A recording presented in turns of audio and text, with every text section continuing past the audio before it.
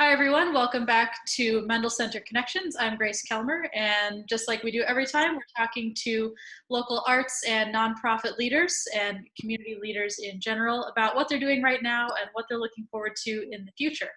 I don't have a handmade sign or logo for you today, but I do encourage you that if you want to get your artistic juices flowing, put together in any format you want, whether you're drawing or doodling or painting or digital art, put something together that says Mendel Center Connections and send it to us either at boxoffice@lakemichigancollege.edu, or you can share it on our Facebook page and we will feature it on a future episode. So today I am here with Dale Roos of the Southshore Concert Band. Hi, Dale. How are you?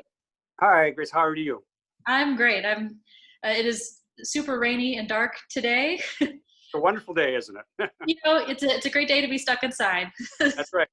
There we go. But happy to be talking to you on this day. So for those who aren't familiar with the Southshore Concert Band, can you just give us an overview about its history and what it's all about? Sure. We are an adult concert band. We play in residence at Lake Michigan College on the Mendel main stage. We actually began in 1992, so we've got quite a few years under our belt here. We connected with the college around 1999, and we have been associated from that point forward. We put on about 3 or 4 concerts every year on the main stage, and we do not charge admission. The one exception for that is the performance that we do for Lest We Forget, and that's their program, and they do charge an admission for it. But all of our programs are free of charge, very high quality music, and I believe we do a pretty good job of providing good entertainment for the area. That's an understatement. Your concerts are so much fun. You do a Christmas concert every year, and then just your general concerts. And then the Lest We Forget one in particular is just a really nice program and a really fun partnership with that organization to do the whole full patriotic concert. And yeah, that's really great. And free, all free, except for Lest We Forget, as you mentioned. Yeah, so I'm actually curious that I didn't realize that Southshore started in 1992, and that's also the year that the Mendel Center opened. Do you know if that went hand in hand at that time? It indirectly. We actually performed for the grand opening of the Upton in that year. We were one of the organizations that went on stage for that, and so that was pretty exciting too, because it did coordinate by happenstance, and it was a good happenstance. So it all worked out good for everybody. That's awesome. That's news to me. That's a really fun story. I didn't realize that there was that connection. And then your members, you have some LMC students, and then you have all kinds of community members. Correct. How do people generally get involved with Southshore if they'd like to play? Well, basically it's open to community members who have some experience performing on a band instrument. We do have an audition that it's a friendly audition. It's not, I'm not going to browbeat you, but you contact me and we set up an arrangement, and we meet usually right there at the college, and we go from there. The place to contact is through our website, southshoreconcertband.com, and all the connection information is right there. Wonderful. So I know that since we're all sitting at home, we did just blast past your spring concert that was supposed to be, I think, in late April. Yeah. So unfortunately, that was kind of an anticlimactic end to your year. That was very disappointment. Yes. Okay. This season, at the end of February, we actually did a performance up in Lansing at Okemos High School for something called the Red Cedar Festival, which is an adult concert band festival that's sponsored each year here in Michigan. And we completed that performance to rave reviews to the clinicians that were there. And we came back and started preparing for our spring concert.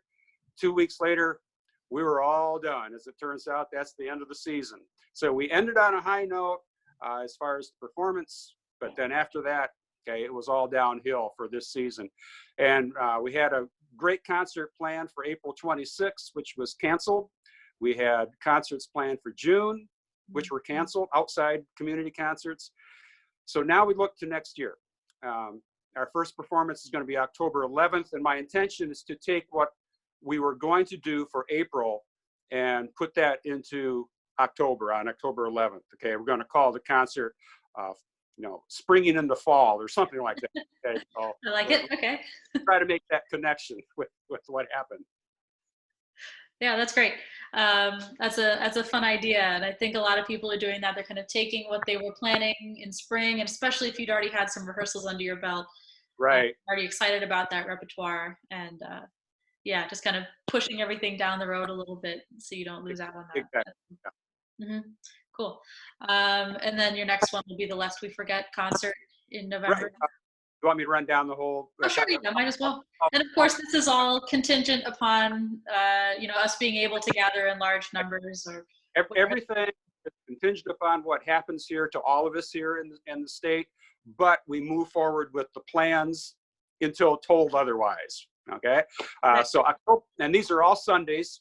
October 11th would be our first concert for the season. And like I said, that'll be springing into fall.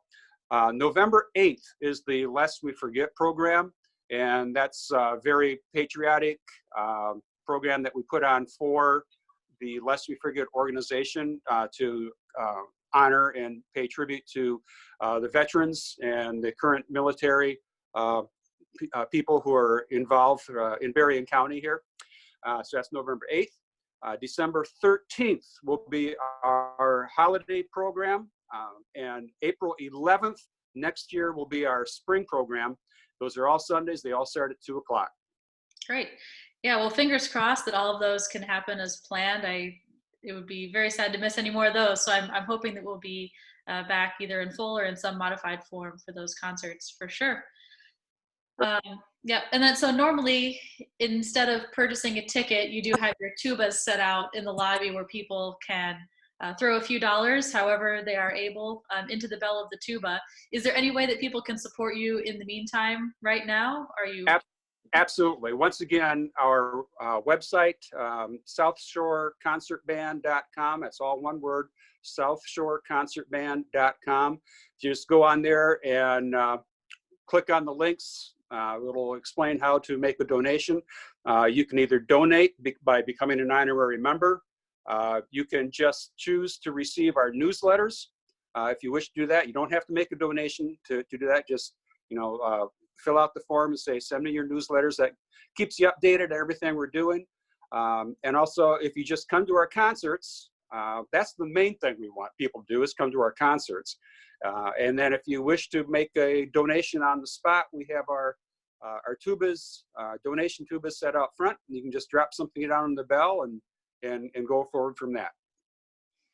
That's so fun. All right. Yeah, I encourage people to go to that website and at the very least, just find out more about Southshore Concert Band and put them on your list of cultural and artistic things to check out once we're able to get back together in person. Dale, anything else you want to share with the viewers today? Well, I'm hoping for a great season coming up and that everything gets back to normal as much as possible. And I'm looking forward to seeing everyone back in our audience again. We have a great following. I hope everybody comes in and we'll get our life back here and have a good time doing it. Yeah, agreed. Well, I can't wait to see you again in person sometime down the road. And thank you again so much for taking some time to talk to me today. All right. Thanks, Grace. Appreciate it. Bye.